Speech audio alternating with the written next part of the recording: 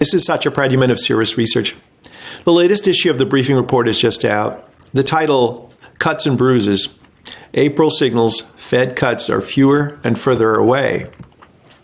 The cover chart, I think, it's a two-panel curve, and I think it relates a lot of what's going on right now. The idea that there is interest rate risk abound, this expectation of a very dovish Fed is fading and fading quickly. April really sort of put a seal on that as the 10-year backed up sharply. We went back a little, though, and looked at the PCE, the inflation numbers, and a very short-term measure of it shows that it is starting to reaccelerate. So that's the panel to the left.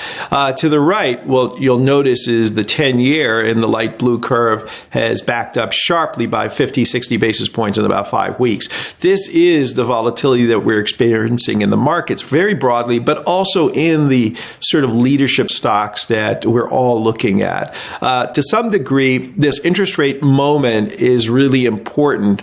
It does signal the risk to leadership.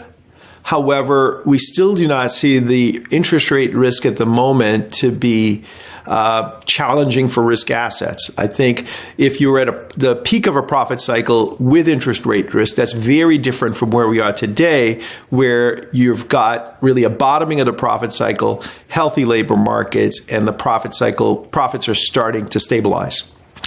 Another important point about this change in leadership, because I think this is probably the most significant risk with interest rate swings as we've seen them, and that is leadership. And we've talked about how it is quite possible that you see existing leadership, the speculative run, continue.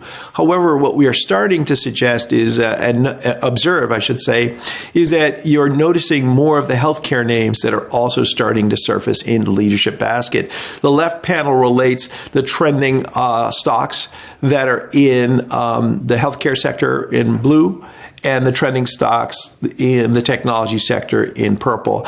This is the large cap panel, and this is the small cap panel.